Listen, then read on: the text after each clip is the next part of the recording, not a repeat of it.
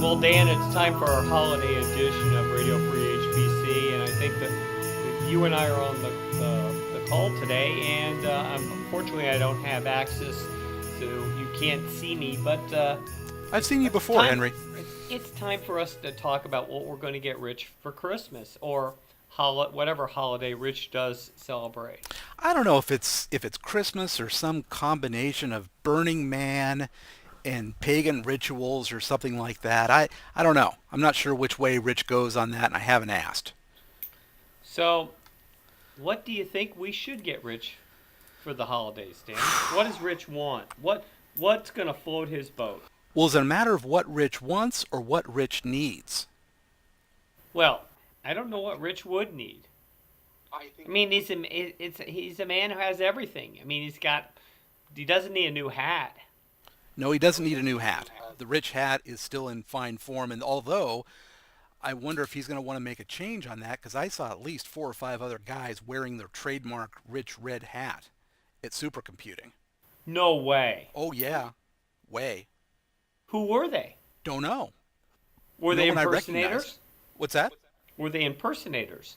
You know, you've seen Elvis impersonators. Maybe there was a Rich impersonator. Boy, that's a good question. And I should have captured some of those guys on video, or at least with a picture.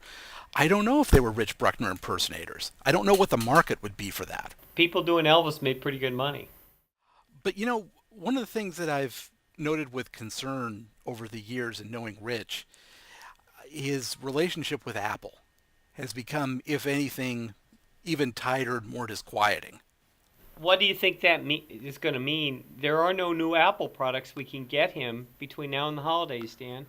There's nothing new that's come out. Rich has everything. He does. And the problem is he's drunken deeply from the chalice of Apple fanboyism.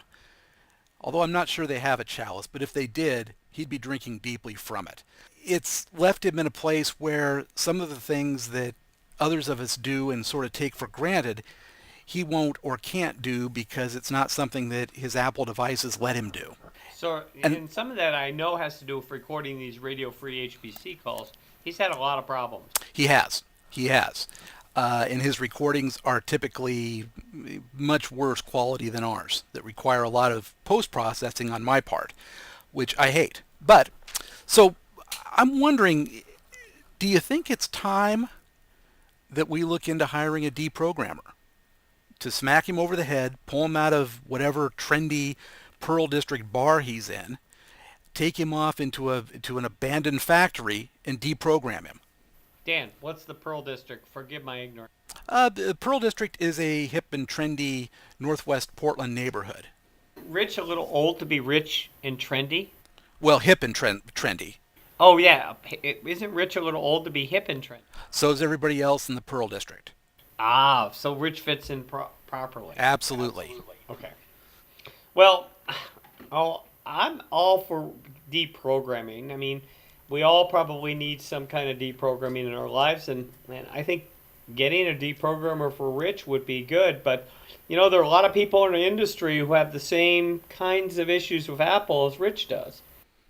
True, but Rich is taking it to an extreme, and we can't cure everybody in the industry, but we can reach out to him. In fact, I'm betting that we could find somebody local here, maybe Seattle.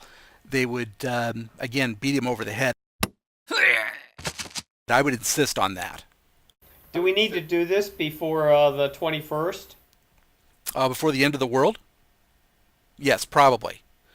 But if by some chance the end of the world doesn't come, again, we have somebody beat him over the head. Like I said, I would insist on that, and put him on a plane, and we could have him in Redmond, Washington within an hour and a half or 2 hours. And I'm pretty sure Microsoft might have some facilities. Put him in the back of a van and take him to Redmond. Tied up, gagged. So we can see it the whole way. That's not a bad idea. I like that better. You think that's better than the luggage compartment of a turboprop? I do. He won't know where he's going, but you see, this way his eyes will just get bigger and bigger as he sees the road sign. Oh, that's a good point. So you're going to let him see what the road signs are, and as he gets closer to Redmond, um, I don't know. It might be kind of like what happens to a vampire. It could be, but the only concern I have is, he's not quite 50 yet, but this could be not good for his heart. Well, we could have medical staff on hand, or I probably think better Dan, yet, you're going to just have to take responsibility on this. well, better yet, let's just throw a first aid kit and a couple aspirin in the back of the van. No defibrillator.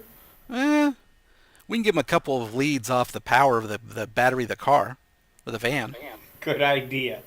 That's good enough. It's Rich. Come on, he doesn't ask for much. If that doesn't work, then we can go the next step into an exorcism. If it won't I could respond just to see his reason, head spinning around, Dan. exactly. But Dan, besides this, is there anything else we can think to get Rich for the holidays? Well, I mean, if this doesn't work, and this would be his big present, I would probably see if I can get some stocking stuffers for instance, a program that more reliably tracks his appointments and his time and pings him, because that's part of the reason he's been late for a number of calls. I don't and know that's why why is. he's not on this call. We get an email saying, yeah, the time's okay, that's great, but I guess that doesn't mean he's going to actually be here. I guess he meant the time was good for us. Well, he knew we were going to talk about his gifts. Well, that's true. That's true. And then I'd like to get him something that does a better job of audio recording. That would be nice too.